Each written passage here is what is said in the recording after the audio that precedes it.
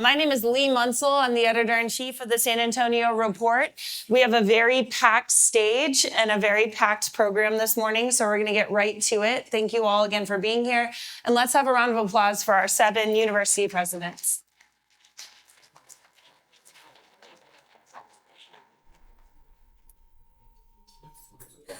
This is a crucial moment in higher education. As a whole, U.S. campuses face decreasing undergraduate enrollment, a loss of trust in the value of a degree, rising costs on everything from real estate to operations, and tremendous political uncertainty at both the state and federal levels.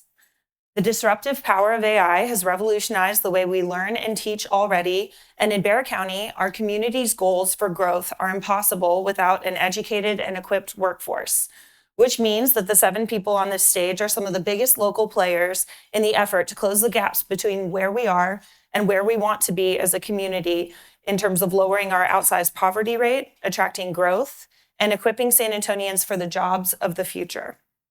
Just this week, we witnessed one of the most seismic changes in our local higher ed landscape in decades with the merger of UTSA and UT Health San Antonio, creating the 3rd largest public research institution in Texas, right here in our city. But that's not the only public university in town. The growth of Texas A&M University San Antonio on the south side has spurred additional development and investment near that campus. And our private institutions, University of the Incarnate Word, St. Mary's, Our Lady of the Lake, and Trinity universities each offer a unique value proposition to students in a moment when standing out is critical to an institution's survival. Last but not least, the Alamo Colleges District and its 5 public community colleges serve more than 87,000 students, making it the largest provider of higher education in South Texas and an essential part of our local ecosystem. Each of you on this stage knows well that what happens on campus bleeds into the community around it, and your success is intricately linked with San Antonio's, which is why we're so excited to host this conversation today. In a rare instance, when you're all on the same stage, I hope we can illuminate the path forward, not just for each of your institutions individually, but collectively. So let's get started. Nationally, enrollment is down across higher educational institutions. Some of you are bucking that trend, but you're all facing a looming demographic cliff where we expect fewer college-age students to be passing through U.S. institutions in the coming years. Data shows that Americans are losing faith in the value of a college education. Against that backdrop, what is your pitch to a student on the fence? Briefly, what separates your institution from the rest, not necessarily on this stage, but nationally? We're going to start on that one with President Eighmy of UT San Antonio. Yeah, thank you, Leigh, and thanks to everybody for being here, and thanks to the San Antonio Report for hosting us. If I don't do anything else today, I just want you all to understand how important my colleagues are here. We have all been unified and unanimous in our belief about the power of a higher education degree and how it transforms lives for generations to come. We all believe deeply in that. We all work together, pulling our oars in the same direction so the boat of higher education here in San Antonio goes in the correct direction, in the positive direction for our community. And I'm surrounded by immense talent and wonderful colleagues up here. So I would just want you all to know how important that is, that this is a wonderful group of folks. I have a fact for you. If you add up all the students that are enrolled in our institutions, our number, it's about 150,000. It's greater than all the students that are enrolled at the colleges and universities in Boston. Did you know that? That's pretty impressive. The value proposition here in South Texas for a higher ed degree is still very strong. The demographic cliff is certainly a challenge nationally, but the population growth that's happening in South Texas is profound. In fact, what we have to worry more about is the fact that hundreds of universities are coming to San Antonio and South Texas to recruit our kids away from our community, and our job is to keep them here. So I think the value proposition that we have, in light of the headwinds that are out there, are still strong, and that's why all of our enrollments are up. I know our enrollment is massively up this year, and with our merger now, we're going to be at, I think our fall enrollment's almost 43,000 students. So profoundly impactful, and I know my colleagues could tell a story like that too. So we're all bullish about the future. Thank you. Now I'd like to hear from several of the private university presidents, President Beasley of Trinity. The first thing I want to do is echo what my colleague President Eighmy said. This is such a great group, and we see each other as collaborators. It's very rare to be in an environment where there's this much goodwill. So I want to thank you for the invitation and thank all of my colleagues for the support we give each other. From Trinity's perspective, yes, the challenges are real and the opportunities are real. And Trinity prides itself on being a university-sized resource environment. So students get to work in our labs the way they would at our larger state universities and colleagues here. But at the end of the day, we're still a small private liberal arts college. So our differentiator is really that you get the experiences of getting to work directly with faculty while still being known and in community with your colleagues and with people that you're meeting from all over the world. We feel like there will always be a market for that kind of experience because of the personalized nature of it, the mentoring that goes with it, and frankly, the critical thinking that goes along with it. We strongly encourage our students to think for themselves, to push back when they have differing viewpoints, and we also teach them how to listen to each other. And again, we think the market for that is strong and perhaps will continue to grow. President Chávez of Olu. Good morning, everyone. Mic on? Yes. So yes, absolutely. We are so blessed in San Antonio to have such a diverse array of institutions offering our families and our students choice, and some rich choices from community colleges to 4 private institutions to also 2 major public institutions. At Our Lady of the Lake University, the choice that we offer is a ratio of student to faculty of 12-1. Opportunities for our students to really tackle any of the complex issues that they see in their home community, whether their home community is the west side of San Antonio or in the south part of our state of Texas, or abroad in Costa Rica or in Spain or in Mexico. Our students get to navigate those complex challenges in real time because of who we are as an institution. And because we are a small, private, Catholic, faith-based, really the mother Hispanic serving institution, we get to articulate our opportunities, our challenges to policymakers, to donors, to business owners, and we get to shape the curricula and the student experiences to meet our students and the folks who want to be a part of our institution right at that nexus. Great opportunities, and as Vanessa said, tremendous challenges for us, which we are tackling each and every day. Thank you. President Erevelles. Good morning and thank you. You're going to see a lot of themes resonating this morning. St. Mary's has been in this community since 1852. That's the oldest institution of higher learning in town. The things that we lean into are threefold. Number one, it is the Mariners charism. It's the playbook of how we go about our education. Welcoming to all, inclusive of all, saying everybody is welcome at table. The charism has got multiple parts to it, and I'm not going to go over it chapter and verse, but if you ever read the charism, it's the playbook. The second piece is, like some of our colleagues at table, we offer this very broad-based education. It is critical. I think President Beasley and all of us would probably say the same thing. With the liberal arts, you have the right lens to view the planet. And then the third is excellence across the board in a range of technical or non-technical disciplines. St. Mary's focus is that personalized attention. It's that access to your faculty members, to labs, to facilities. And it's not just on campus, huge reach into the community, whether it's the VITA program, whether it's the Council Education and Family Life Center, whether it's the CLSJ, the Center for Legal and Social Justice. So we're the only law school in town. As San Antonio's law school, we bring that other advantage to the table. But I do want you to know something. When I look at my colleagues over here, as someone who's been in this community now for 17 years, what I've seen is a lot of collaboration. It's more of an us mindset than what am I doing and let's forget about the rest. San Antonio's needs are huge, and it's going to take all of us pulling together to get the city there. President Evans of UIW. Hey, good morning, everyone. It's a real honor to share the stage with these colleagues. And when Angie first floated this idea, I said it's a great idea, but good luck getting all of our schedules together.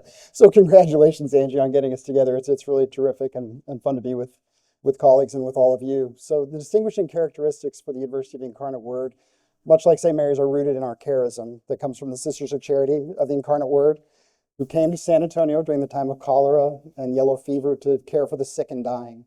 So we're rooted in health professions. Since our beginning, it's in our DNA, with starting with nursing.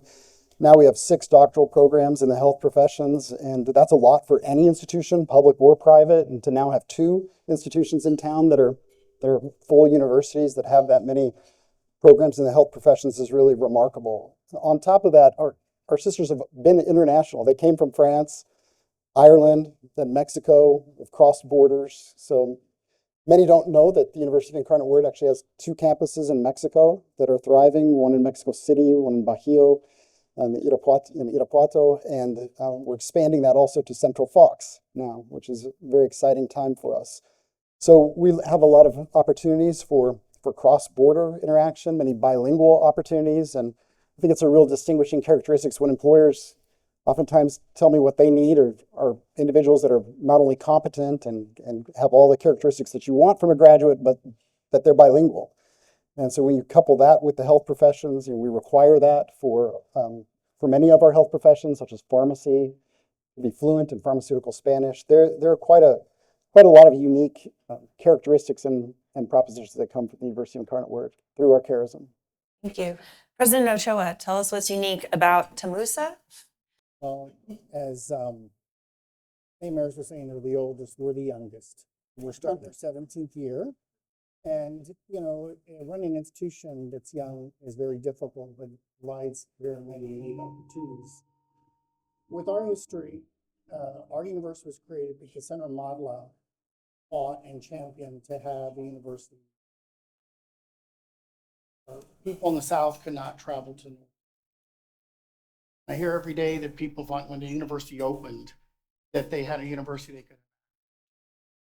We have students that are where they're dropped off at our campus because their family only has a car. And so I think what our unique factor is that listening to our parents, they said, what makes San Antonio that you're a small school, our classes, very few large classes, 30, our classes only. They said, we feel like we're getting a private education on the state dollar. And they said, that's a bargain value that many people, we don't have to pay. Our kids to go to a school to pay much more because of that. And I think that's very important. And I think the other thing is that given that we're so new and our facilities are up to date, when we had our Board of Regents meeting here at the system, the other presidents told me, God, what you have here is amazing. Everything is so cutting edge. Your labs, your research labs, everything is so new, and you have so many opportunities here. And so as we begin to grow, I think our denominator is that we cannot build our land. We have 700 acres. We've only done 100. We have 600 acres to grow, and to really align that with the workforce needs of San Antonio. We're very fortunate to be located where we're at. We have JCB, one of the largest manufacturing company, going to move right, my neighbor, to the west. Toyota just to the south, and other companies. And South San Antonio is going to be the manufacturing hub. And so to capitalize on that, and also I think the other denominator that we have is that the A&M system, it now has 12 universities now with University of A&M Victoria, but we also have 8 state agencies. And so we have opportunities to partner with the Texas Engineering Extension, Texas Department of Emergency Management, that I think will serve this community very well. So I think those are our denominators. Chancellor Flores, will you tell us what makes Alamo colleges stand out? Oh, yeah, most definitely. Buenos dias, good morning to everyone. I know it's a little cold in the audience, right? It's a little chilly up here on the stage. I would have to say one of the things that's very unique about Alamo is just the local context, right? Being steeped within the community, just as our colleagues are. And we know the calculation for our students is not between, do I attend UT San Antonio or go to Incarnate Word? It is, can I afford to go to college? It is, what are the opportunity costs? Do I have childcare? Will I work less hours? Who's going to help my mom pay the bills? All of those things enter into the calculus for a lot of our undergraduate students as part of that. So I think one of the things that makes Alamo unique and part of this healthy ecosystem is lowering barriers for individuals to connect with higher education. And we saw that with the launch of Alamo Promise over 6 years ago, and being able to provide a no-cost education, partnering with institutions like UT San Antonio and A&M to connect promise to promise. And then being able to really expand and provide opportunities to programs. So for us, this fall, welcoming a record number of students, 88,000 students throughout the region. So for a matter of scale, we have 3 colleges that are at 20,000 students each, with St. Philip's at 20,000, San Antonio College at 21, and Northwest Vista at 22. An institution in the South Side with Hector, Palo Alto College at close to 15,000, and then Northeast Lakeview and Universal City at about 12. So one of the things is just being grounded in the community, understanding what are the opportunities, how can we lower barriers, how can we provide pathways to university or to the workforce through credentials. So I think that's what is really exciting for each and every one of us. And then I just have to call out, I'm one of 6,000 folks that work at Alamo. But our Chair Kingsbury, Vice Chair Alderete, and then my colleagues here at this table, and then colleagues from the foundation who are also seated here, being able to support individuals coming onto our campus, our 88,000 learners, and then backing up 6,000 faculty and staff. Thank you for bringing up the Promise program, because that's where I was headed next. And obviously the 3 of you on that end of the stage have been involved deeply with this. But I am very curious, to the 4 of you sitting next to me who represent private institutions, I wonder if you'd agree that this effort has majorly disrupted the local higher education market. What has changed for your campuses since the Promise programs came into existence in 2019 and expanded majorly in 2023 to include all Bexar County high school graduates? Whichever of you would like to grab that one. Since no one else is jumping in, let me run with it. So for us, I think the focus is on meeting the students where they are. Some of them are going to come directly to a place like St. Mary's or my colleagues seated to my left, and others might start at one of the Alamo colleges and then come to St. Mary's to finish. So it is very individualized. When we go out into the community and work with these incoming students, it's looking at them with the academic credentials, but also looking at the financial needs, looking at the merit that they bring. And we've been focused a lot on our students who come in from the Alamo colleges and other community college systems. We sit on a reasonably healthy endowment. It's actually very healthy for an institution our size. I think this morning I was checking on numbers. With a $275 million endowment, we are able to then invest in the students and say, how best can we meet you and help you get to where you're going? Anyone disagree with the disruption of the Promise program? Well, I will add that it is clear that families and learners are wanting and needing really two important variables as they seek out higher education. That's time and the cost to credential completion. And the Promise program does that for the cost. Yeah. What we can control and part of our innovation on campus is looking at absolutely both variables, but the time. Yeah. And accelerated degree programs. And we have a rather robust portfolio of master's programs. And so we're exploring how we might be able to create a series of 3+2 programs or what's also known as 4+1 programs. That's just in-house. But we've also sparked up a number of conversations with community college systems about, what would that pathway look like if we break up the 3+2, especially the 3 into 2, 1, 2, to really disrupt the time component and also the cost component. But back in 2022, when I first started, we launched 2 programs. One is a tuition lock program.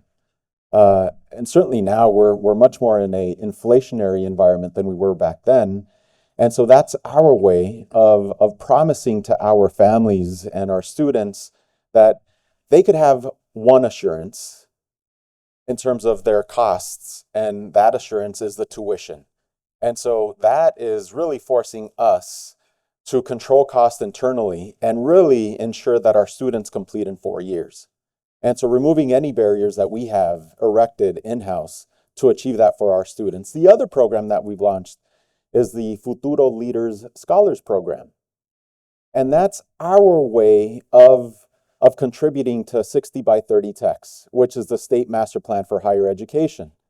And the Futuro Leaders Program is 15 scholars, first generation scholars from throughout Texas, and they receive a surgical curriculum around leadership.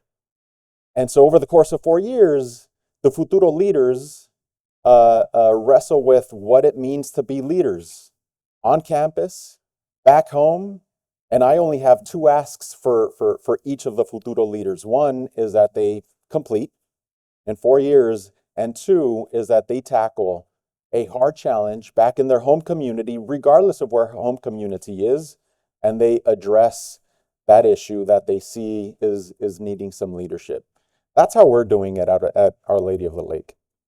So I would like to actually comment on your question by pushing back against perhaps a premise that disruption is negative for all of us in the rest of the ecosystem, because I very much appreciate the innovation that starts with the promise on this stage and then goes to what Abel was just mentioning, and the aspects of Winston's program and Tom's too that are innovative, because the truth is, number one, we all stand for more access. More education for more people is a good, full stop, wherever you go to school. And all of us have programs where we're thinking differently about how we both provide that access and how we promote awareness of that access. 98% of my students at Trinity University are on some sort of financial aid. We're able to be very generous with that financial aid because of generations of donors who have understood the importance of bringing students to Trinity and to all of our schools, right?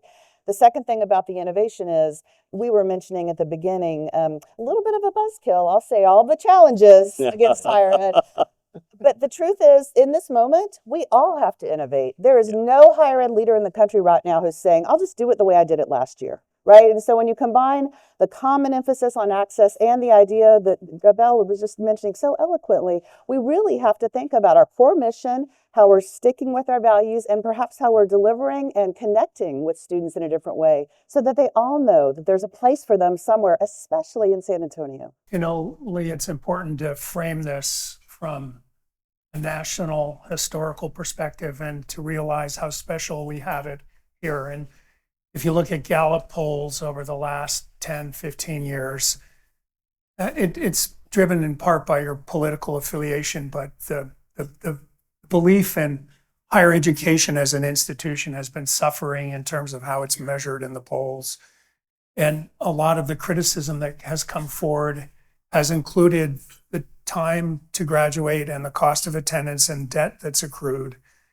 And truth of the matter is, the independent of your institution, things that reduce the cost of attendance are really, really powerful. And our world is getting shaped now very dramatically by forcing functions politically at the national level, politically at the state level. And those of us that sit around and twiddle our thumbs are going to get in trouble with the winds that are upon us right now. But I would say this, we're all getting measured now by the Carnegie Foundation and how we're classified as institutions. And they are now measuring us in terms of the opportunity that we afford our students. An opportunity is determined by how quickly you graduate from, I'm going to simplify it. It's how quickly you graduate, how much debt you have upon graduation, and the job that you land after graduation, and how quickly you can pay off your debt and start to develop a career and have a trajectory that's very positive relative to the workforce that you've entered. And the fact that higher education, public and private, is being measured this way now, no one would have thought that this would be the case 10, 15, 20 years ago, but here we are. And the fact of the matter is, everything that we all are doing right now is directly focused on reducing cost, reducing time of attendance, getting kids out the door into careers that are meaningful with as little debt as possible. And I'm really happy to share that, and other institutions can brag in this same way. I just don't remember where everybody resides, but we're one of the institutions that's both a Carnegie R1 institution and an Opportunity institution. And there are very few institutions that are nationally described this way. And it speaks to our value proposition and why one of the powers of our merger has to do with the fact that we are adopting this notion of excellence in healthcare and excellence in discovery and innovation, excellence in education, but we're also all in on this notion of access and opportunity, and we are going to thrive in that space. And everybody up here is going to be able to talk about these same kinds of things. So we have to put it into a national context, and we're at the forefront of the future by what we do here already. I'd like to add to that question. We'll do Evans first and then Ochoa. Yeah, I'd like to add on both of those comments. One of the opportunity colleges, we at the University of Incarnate, we're also an opportunity university, and we have the highest access and the highest earnings in the area, and I'm very proud of that. But the idea of the promise being disruptive suggests that we're really in competition with one another, when I think in reality we're all rooting for one another to have greater access, greater earnings, and we collaborate in ways that I think would surprise many. So Chancellor Flores, for example, ensures that there are many pathways to the University of Incarnate Word in spite of even formula funding that he might have. So in fact, Alamo colleges work to have a change in the formula funding that would reward Alamo colleges if they had a student transfer to a public institution but not a private.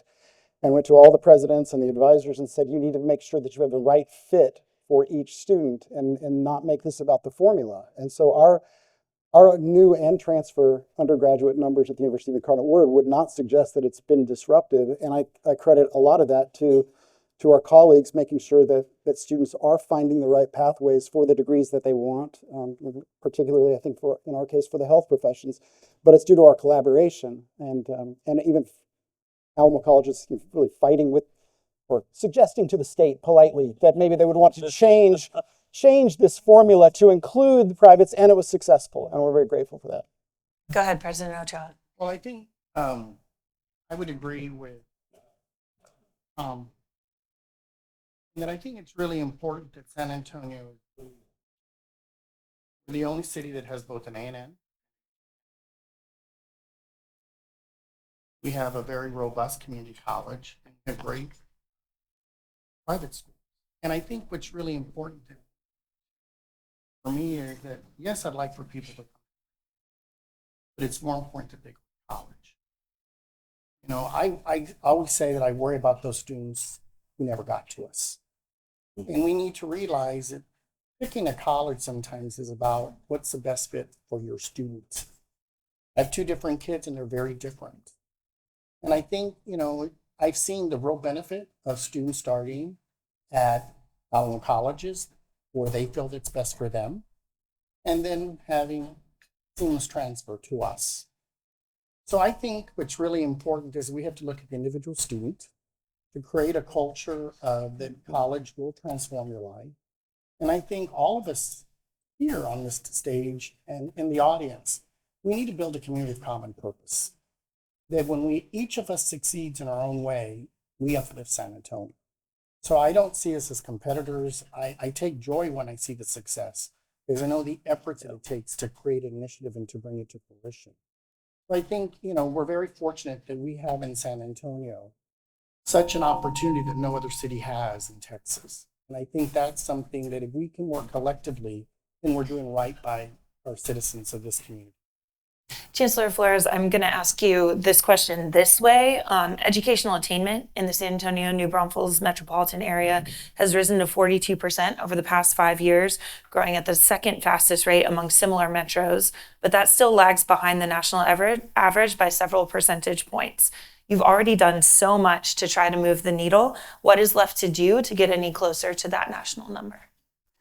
I would have to say one of the things that's so I mentioned the 88,000, right? So when we talk about being able for individuals to connect to educational opportunity, but at the same time we're doing that, we're actually going to graduate a record number of students, 14,000 individuals graduating from the 5 colleges. So it's important for access, but also for them to be able to complete and to go into high-paying jobs. One of the things that's really wonderful about San Antonio is that we all work together. The other part, as Taylor mentioned, is we have individuals that are coming into San Antonio because we have a population that is eager to access education.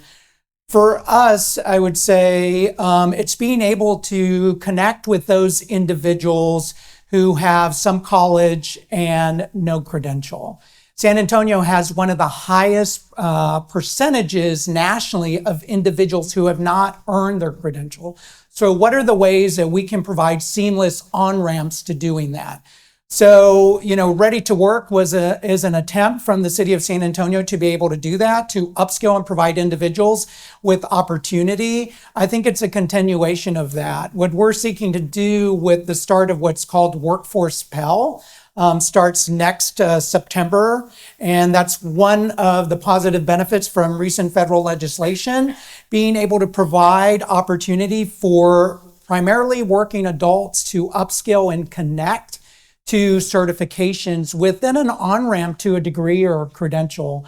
And I think that's particularly important if we look at where we are. Our competitive set, right, or the com set, actually we were much lower, as you mentioned, Leigh, like 7th nationally, looking at similar metros that we're competing with to be able and procure and secure individuals to locate here in their organizations. So to be able to move up to 3 or to 2 is particularly significant. I think we're all united, both here on stage and in the audience, in providing economic opportunity to our friends, family, and neighbors. And we're headed in the right direction, but we need to ensure that we continue that flywheel, right? All of that momentum pushing together to connect, because we don't compete against each other.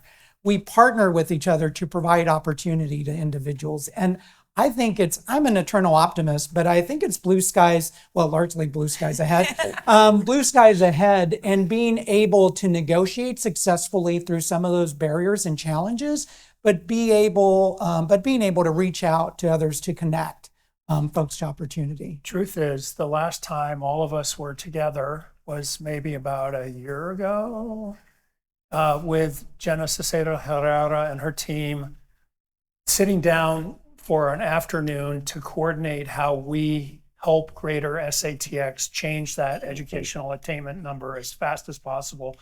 In fact, the changes that have taken place over the last 5 to 7 years have been remarkable, and the rate of change is laudable on a national scale, so we've made a lot of progress. These things take time, but to a person, we all committed to graduating kids as soon as possible, this whole opportunity notion, and it's so important for economic development here in this part of Texas and what we're doing to attract the companies that need to come here. They need an educated workforce, and this educated workforce needs the jobs that we're trying to create by attracting these companies or keeping these companies. So it's all interrelated, but it doesn't happen without the collaboration of all of us working jointly to get kids here, to get them educated out the door and into jobs that are here so they stay in the Texas workforce here in Greater San Antonio. So I want to add something to that because you just triggered something in my mind, Taylor. And this is going to be a shameless plug and ask to all of you, okay? So when students come to any of our institutions, we've got to pay a lot of attention to getting them through the pipeline. There's no point in someone starting and then quitting at some point. So the graduation rates are something that we really have to look at. The ask of all of you is when a student has an internship, a co-op, a project, Those kinds of things need to come from the community into our institutions. That's what gives the student relevance. I'm an electrical engineer. Had it not been for a co-op many, many, many moons ago, I didn't connect the pieces. I looked at my math classes and my science classes, and I just sat there going, good grief, 4 years of this is going to be a long time. Okay, and the co-op made a lot of things go click. So the ask of our community is, if you want to see San Antonio thrive, you want to bring businesses over here, it is truly a partnership. This is a partnership, but the partnership needs to extend beyond us on stage, beyond the academic institutions, to the industry community, to the employer community. So that's the plug, saying bring us your projects, bring us your internships, bring us your jobs. I have to add to that plug to plug us together in particular. There are 3 private liberal arts colleges with 4,000 students or fewer in the United States that have both a business and an engineering degree. You follow what I'm saying? 3. Think about your stereotypical liberal arts college that doesn't have professional facing degrees, right? So 3 in the United States. 2 of them are in San Antonio. You want to let them guess? Yeah, go ahead and guess, right? So to Winston's excellent point, in our cases, and this is true across the board, yes, we need those partnerships, and we're giving it our all to create students not only that will serve you well in those limited opportunities, but that will stay in San Antonio and continue to give back to the workforce and build on the talent and the relationships that they've gained through all of the networks they got at our schools to benefit the community directly. So you should know you got 2 of those 3, and we're ready to send our students to those opportunities. You want to fill in the group at the last one? I mean, they can look it up. You've each referenced collaboration at different points in this conversation, and I think it's a really fruitful area of conversation, so I want to spend another quick minute on it. Which collaborations among the 7 of you that we either haven't heard about yet or you maybe referenced briefly are you most excited about? What kind of gives you hope about the collaborative nature of this higher educational landscape? And I'll let you kind of popcorn whoever's ready. Well, I can start. I'm very proud that with our Jaguar Promise program, we only did, before I got here, was we have to realize it for multiple. So I think that the path has been very, very important, and it's resulted in an increased number of transfers to our institution. But we're going beyond that. Chancellor Flores and I have really looked at data sharing to see what are barriers. So his team and my team are in the process of going deeper than just, having articulation and working on that, is to really examine what can we do to facilitate a greater transfer, a greater success. I've even talked about that sometimes people start with us and life happens and they can't do that. And we really need to look at reverse transfer. That maybe they started with a 4-year degree. That was their vision, but life happens or whatever. And maybe we can do reverse transfer for them so at least they get an associate's. So we need to really begin, I really appreciate that digger analysis of his team and my team to really just not say we're just doing it on paper, that we're beginning those initial steps. And I applaud him for that. And I think those are very important because you'll have a better understanding of pathways. And to me, I agree that when students come, we need to do everything in our power. And I'm a very firm believer that if you provide students with the right support structures, they will succeed. And we have to realize that students learn differently. They have different needs, different styles, learning styles. But, with my background in educational psychology, I'm very convinced that if we do these efforts that we're beginning to undertake, then we'll make that road smoother and we'll have greater outcomes. I would say students see us as partners. They see us as one. So looking at the 80,000, we actually have 10,000 students that are dually enrolled. Largely taking courses with us and with the publics, right, with UT San Antonio and A&M. And then we transfer 8,000 students a year directly to anybody on this stage and throughout the state as part of that. We transferred last year 75 students to Ivy League institutions, right? So I think that's the part that's particularly critical, but it's how can we hardwire those relationships more? Currently, students can be dually enrolled with UTSA and with us at Northwest Vista in engineering, and in teaching. We have students that transfer directly from Northeast Lakeview College in engineering to A&M College Station. Up until 3 years ago, we transferred more students from Alamo to College Station than to A&M San Antonio. But the intent is that we find the university our student wants to transfer to, and we want to send more students to that institution for them to earn their credential and be successful. And so I think that's what's particularly unique, because they see us as a means to be able to be challenged by faculty, to understand their field, to hopefully have an internship or a co-op, and to earn the credential to support themselves and their family. You know, in some ways, all of our paths are directly impacted by the engine of opportunity from Alamo colleges, and it's profound. But I'm going to give a shout out to something that's rather unique that involves our three institutions. That started when I first arrived, and my wife Peggy stood up the Bexar County Fostering Educational Success Program, and it involves CASA, it involves the Children's Court of Bexar County, and it involves our three programs, and it's all about getting kids in high school who have a history of foster care, getting them thinking about college, and then having them enroll in our programs and putting wraparound services around them so that they thrive and graduate and go off into the workforce. And it's a very complex program, and it's been in place now for 8 years, and it's wildly successful. And these two have been fabulous partners for us with this. But if you think about it from a student success perspective, if you can take a kid who has a history of foster care and bring them into the system starting at age 12, 13, 14, as they get into high school, and they're prepared and provided that nurturing to be ready to go to college and then supported in college. If you can manage that from a student success perspective, you can do student success for anybody. And it's a very powerful thing, and it's reflective of state investment, political support, and it's deep collaboration amongst our three institutions. And I think that's emblematic of one kind of thing that we all do together to support good things. President Chávez was next, sorry, and we'll go this way, sorry. As private institutions, we are members of the Independent Colleges and Universities of Texas, or ICUT, which provides us a much larger network for much more collaboration across the state of Texas, certainly across the nation. And as a tuition-dependent university, those collaborations are so important for me, for us.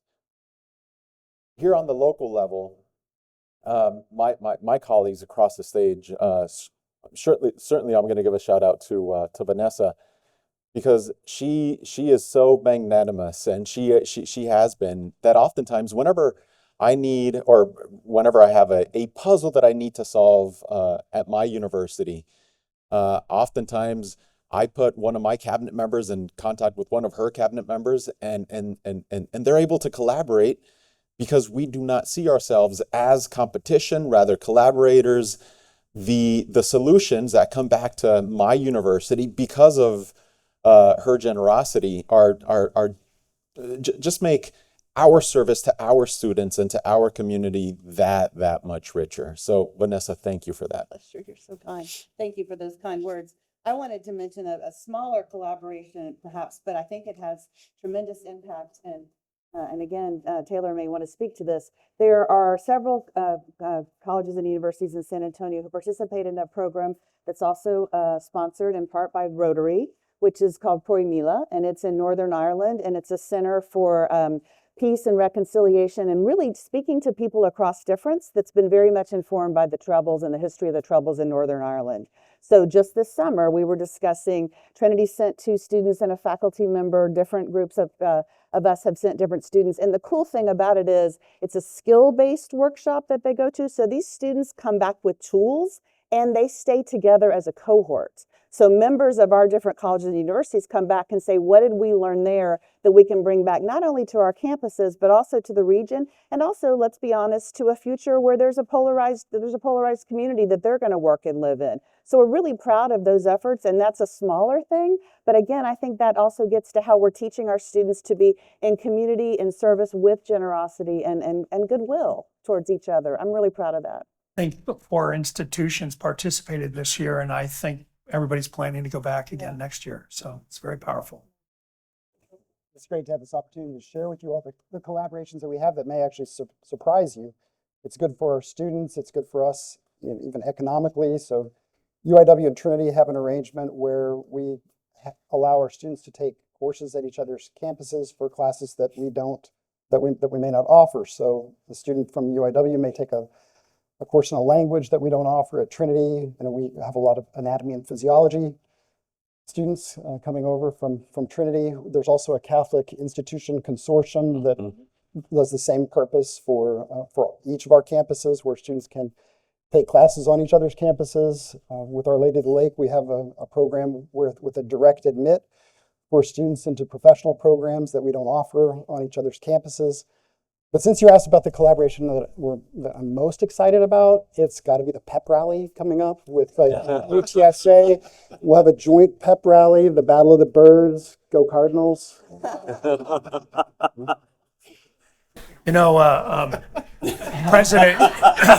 President Kelly Dampus, who's become a very good friend, and actually he could be up on the stage here with us if truth be known, because Texas State is a suburb of San Antonio. I won't get in trouble for saying that, but he actually has a running bet with me. It was his idea, and of course I say yes, but whoever loses the football game has to wear the tie of the other institution, and I don't want to subject Tom to that.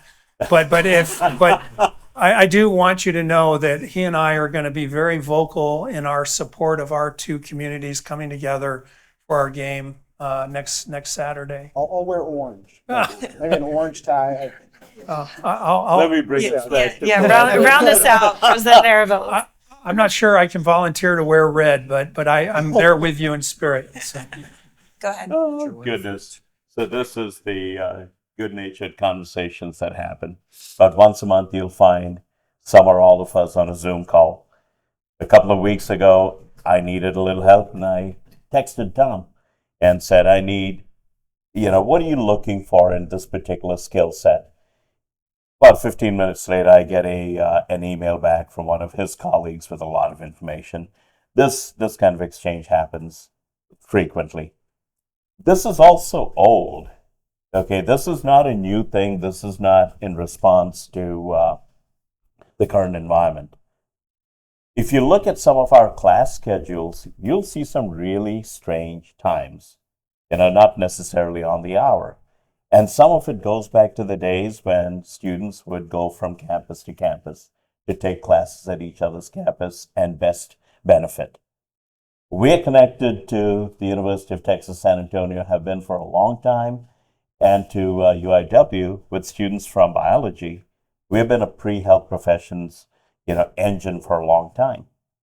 But we don't do it by ourselves. We do it in partnership with our colleagues here. There's a problem-solving mindset in this community that I think is one of its greatest strengths.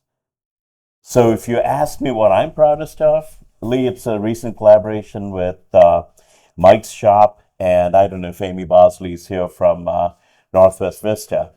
She's become a friend and a colleague in very short order. The problem at hand, how do you get more teachers certified for the dual credit programming? We've talked about time to completion. We've talked about acceleration. We've talked about things that transfer from the high schools. Well, great idea until you run into a shortage of teachers. So now we've got a program at the Alamo colleges, and the Alamo colleges and St. Mary's partnered. Our provost, who is sitting here, pretty much took the lead on that. And, between Dr. Pierce's outfit and his counterparts at Alamo colleges, we have signed an agreement where teachers are going to be trained in this dual credit area in 4 different topical areas. So it's that kind of thing that happens so frequently, and it's all to make sure that San Antonio is positioned to meet the needs of the future. We're very short on time. I have a couple more questions. President Chávez, I wanted to ask you, this is Olu's 130th birthday this year, and a campus that's been around that long obviously is going to go through changes, but you've had some cuts, 16 academic programs this year. Can you speak to that as a strategic move, a strategic decision, as well as potentially a sign of the times, the challenges that universities face? Sure. And President Beasley mentioned this earlier. Change is part of our world, certainly part of our industry. And at Our Lady of the Lake University, we have erased our multi-million-dollar deficit. We have stopped declining enrollments that were in the double percentage digits when I arrived. And so now we are positioning the university for a bright future. And that's what all of this is about, and really putting action to our words that we believe in our students. And so these actions have been our commitment to and our promises to our students to make sure that they have every resource that they need to access, to be successful in their 2, 4, maybe 6 years, maybe 8 years at Our Lady of the Lake University and graduate. And I'm very proud of the work that many folks, not just me, have put in. And this was a faculty-led process. And we are showing our students and our families that this is our promise, and that we are delivering on their promise, that they will have the resources to be successful, complete, and contribute back to the local and regional and global economy. And so as we look ahead, 5, 10 years at Our Lady of the Lake University, we certainly didn't just stop there. We use this as an opportunity to also invest in what we know has been working, invest in the programs, academically and student programs that we know our students are wanting, and they're showing us, and they're telling us that these are the programs that they need. And so we are also undertaking a very exciting strategic process to identify a set of 2 to 3 truly competitively differentiated programs, not offered at other institutions within our city of San Antonio, that will set us forward for a bright future.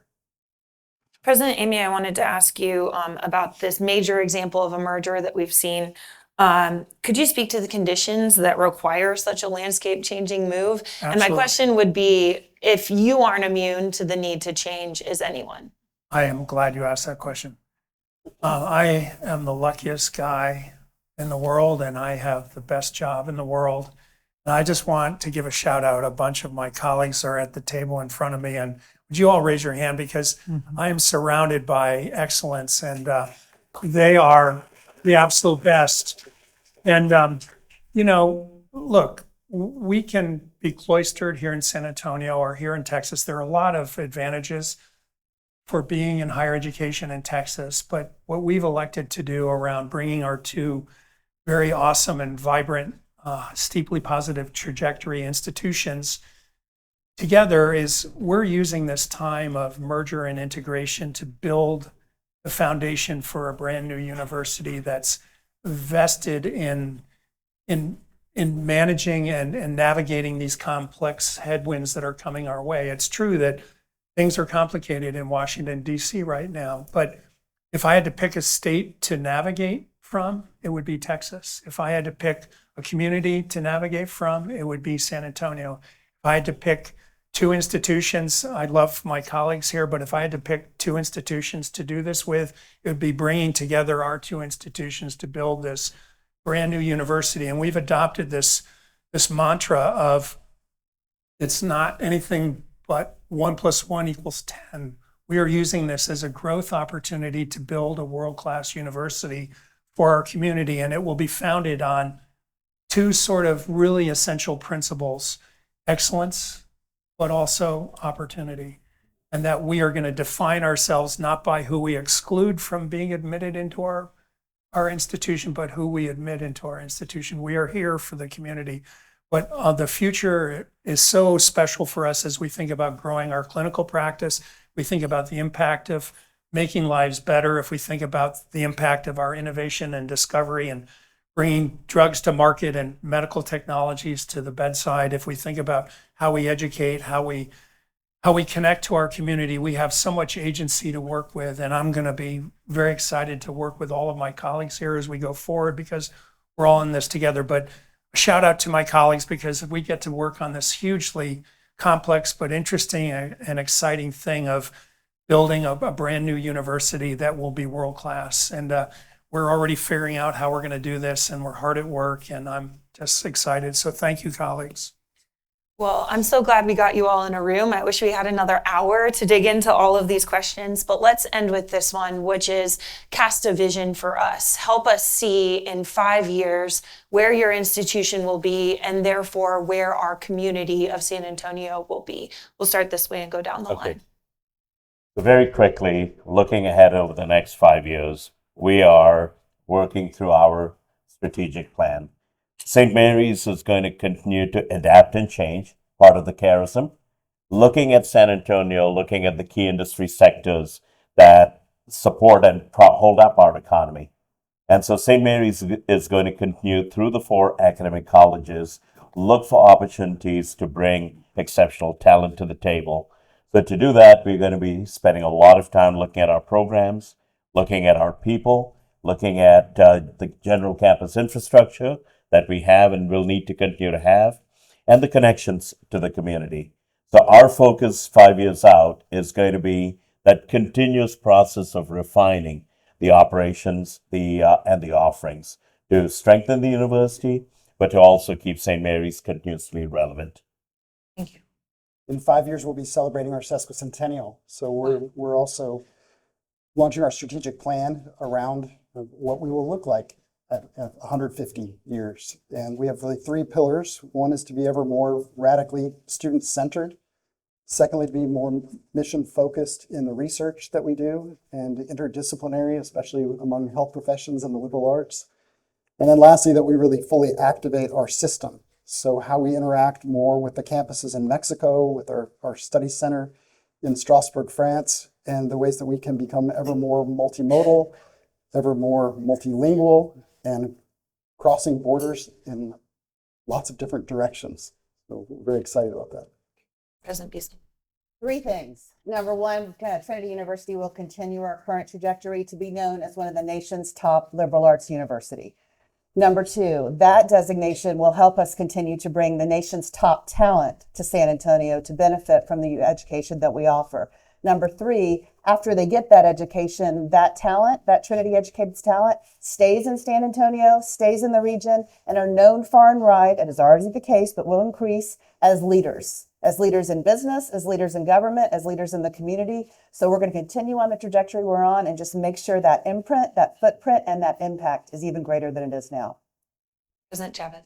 More than ever, we will embrace the ministries, the 3 ministries of the Sisters of the Congregation of Divine Providence, which are education, community service, and community health, as we create a top choice, a first choice university for our families, for our students.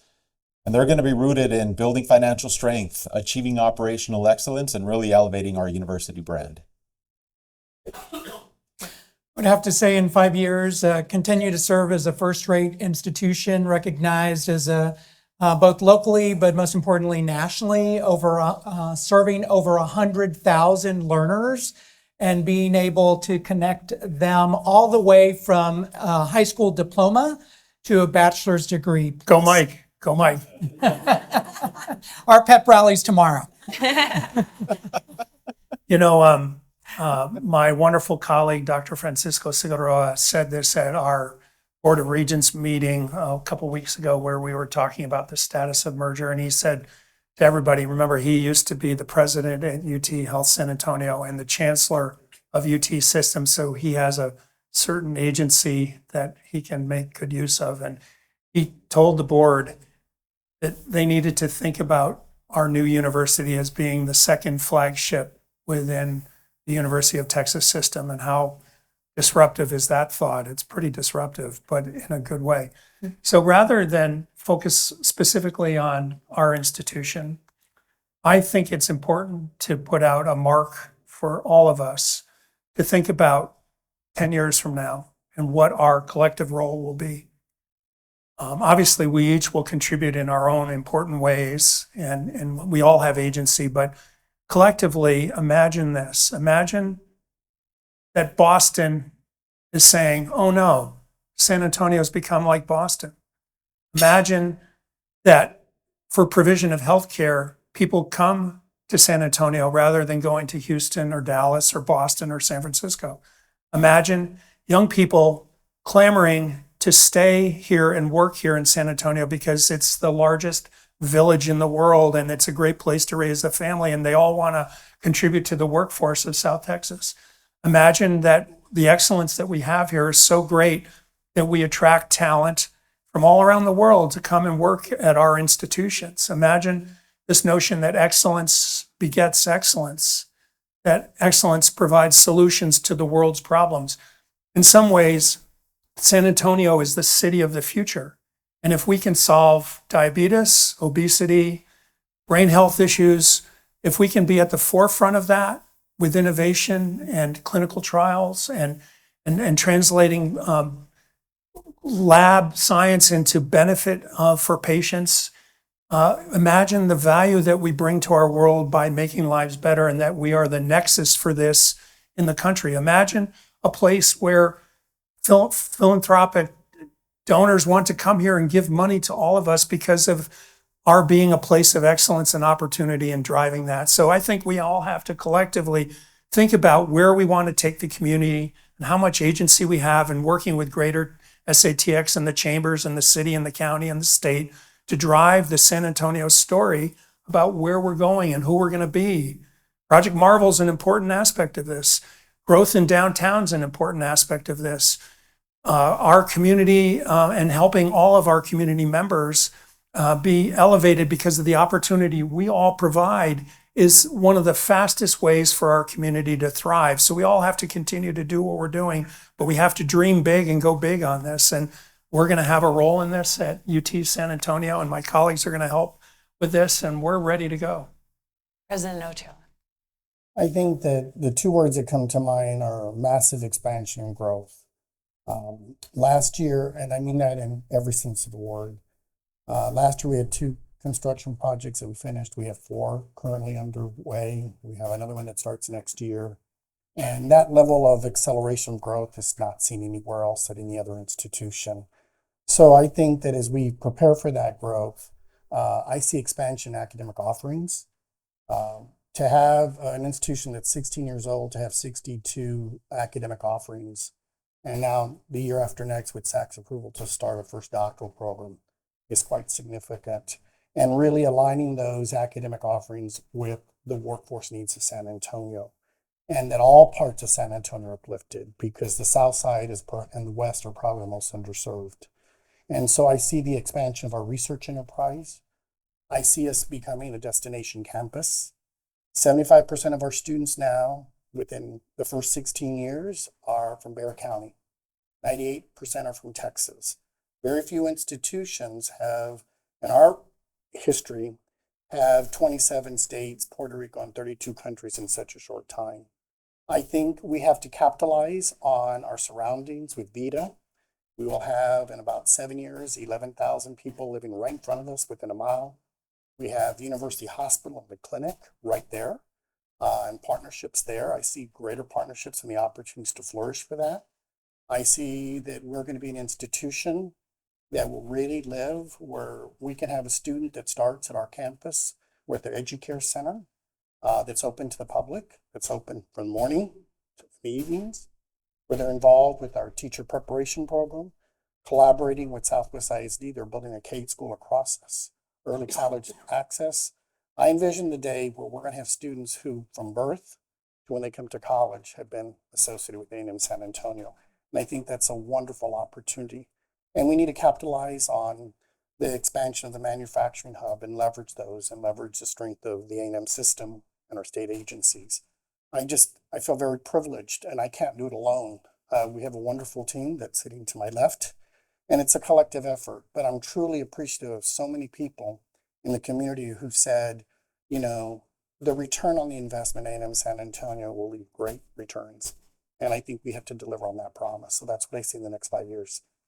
Thank you so much. Thank our panelists for their great conversation today.